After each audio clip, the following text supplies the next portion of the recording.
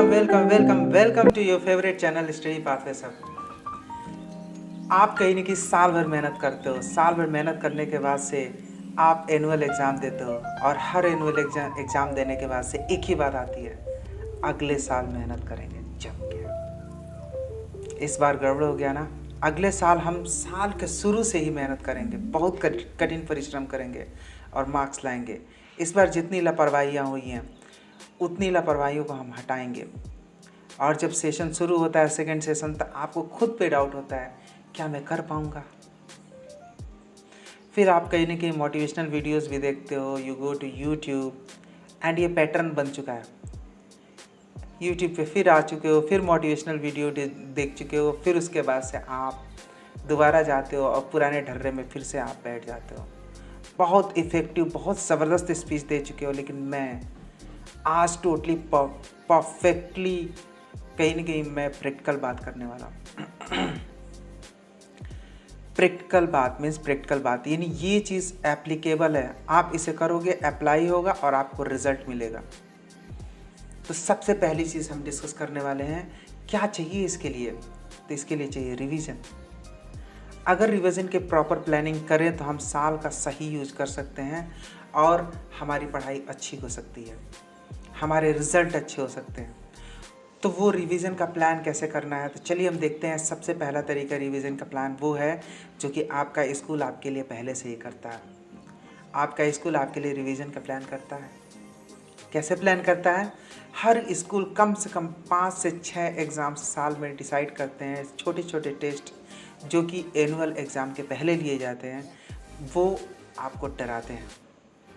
आपको इस बात का डर रहता है कि हमें टेस्ट देना है, इसके लिए तैयारी करनी है, मार्क्स अच्छे नहीं आएंगे तो हमारे पिताजी, हमारी मम्मी एंड ऑल, बहुत सारी बातें। और फिर उसके लिए आप बैड मीन्स का यूज़ करते हो और आप ट्राई करते हो कि किसी तरह से अच्छे मार्क्स आ जाए ताकि हमारे गार्जियन को कहीं ना कहीं अच्छा फील हो। और मतलब बहुत सारे उल्टे सीधे तरीके अपनाते हो, लेकिन ये सारे टेस्ट प्लान होते हैं इसलिए ताकि आप प्रॉपर पढ़ाई कर सको और अपने आप को रेगुलर बेसिस पे प्रिपेयर कर सको, यानी प्रॉपरली आप रिवीजन कर सको। तो इनका उद्देश्य आपका रिवीजन होता है, इस बात को समझना ज़रूरी है। दूसरी चीज़, अगर उद्देश्य रिवीजन होता है तो जो 5 से 6 दिन हर टेस्ट के पहले हर टीचर तैयार हो जाते हैं कि आप कहीं ना कहीं 5 से 6 दिन अपने सब्जेक्ट का रिवीजन करो और अच्छे मार्क्स पाएँ, वो 5 से 6 दिन का यूज आप कैसे करते हो। तो पहला तरीका, आप कहीं ना कहीं रिवीजन के लिए टाइम फिक्स करें कि मुझे इस चैप्टर के रिवीजन के लिए 2 घंटे मेरे पास है। उसमें 1 घंटे आप क्या कर सकते हैं, फटाफट उस चैप्टर को धड़ाधड़ जल्दी पढ़ें, ऊपर पढ़ें। उसके बाद से उसमें जो चीज़ें समझ में आती हैं वो तो ठीक है, जो नहीं समझ में आती हैं उसे टिक कर दें। दूसरा रिवीजन, दूसरी टाइम जब आप उस चैप्टर को पढ़ें तो आपको जो चीज़ें समझ में आ रही थी उनको और ज़्यादा क्लियर कर लें।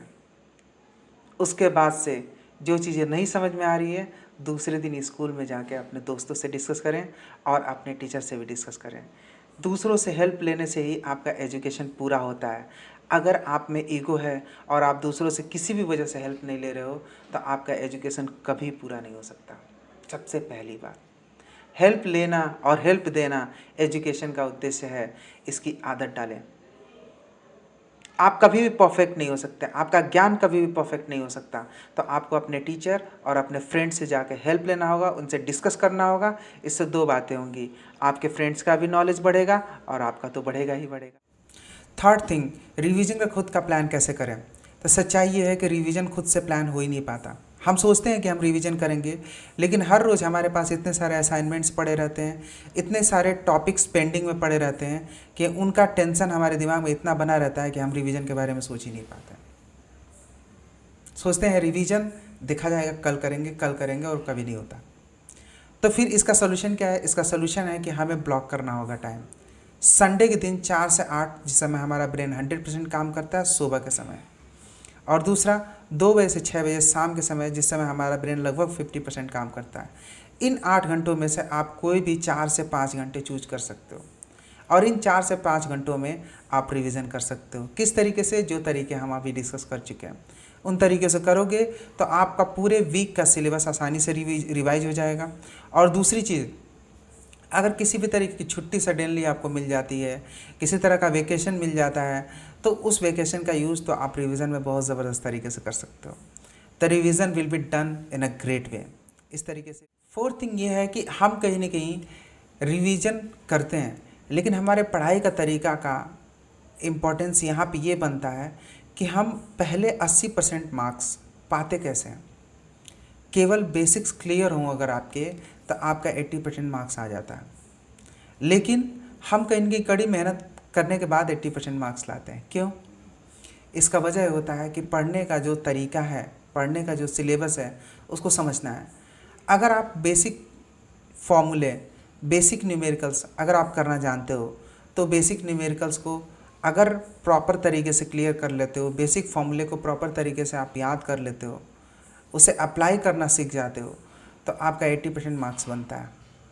साधारण तौर पे आप देखोगे कि एग्ज़ाम के दौरान हम सोचते हैं कि हमारा तो कुछ भी नहीं तैयार है, तो मार्क्स किस बात का। अगर बेसिक्स हमारे तैयार हैं, अगर हम एग्ज़ाम में जा रहे हैं और हमें मालूम है कि हाँ हमें इतनी चीज़ें तो आती ही आती हैं, तो ऑब्वियसली आप 80% मार्क्स के हकदार हो। तो इसलिए क्या है कि हर सब्जेक्ट में बहुत सारे ब्रेन स्टार्मिंग क्वेश्चन ज़रूर होते हैं, लेकिन वो बेसिक क्वेश्चन और एवरेज क्वेश्चंस करके हम 80% मार्क्स पा सकते हैं। क्योंकि 80% मार्क्स पाने के लिए हमें 20% सिलेबस को कवर करना होता है, यानी 20% सिलेबस के लेवल को कवर करना होता है। और अगले 20% मार्क्स पाने के लिए आपको सारी पढ़ाई करनी पड़ेगी।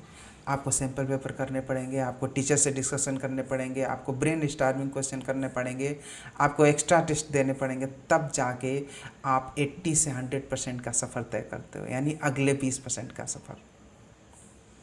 तो अगले 20% का सफ़र कितना तय कर पाते हो, इससे ज़्यादा इम्पोर्टेंट पहले 80% का सफ़र ज़रूर पूरा करें। इससे एग्ज़ाम के समय आपको स्ट्रेस नहीं होता और तैयारी वास्तव में और ज़्यादा हो पाएगी। Last and fifth thing, be flexible to yourself. सारी चीज़ों को करने के बाद भी अगर कहीं ना कहीं आपके परसेंटेज बहुत अच्छे नहीं आते हैं, तो इस बात के लिए आप अपने आप को कोसे नहीं। इस बात के लिए आप ये देखें कि आपसे कौन कौन सी गड़बड़ियाँ हुई हैं, उन सारी गड़बड़ियों को कंसिडर करें और कहीं ना कहीं अगले एग्ज़ाम से पहले ही प्लान कर लें कि ये मिस्टेक्स मुझसे ना हो, इसके लिए हमें क्या क्या करना चाहिए।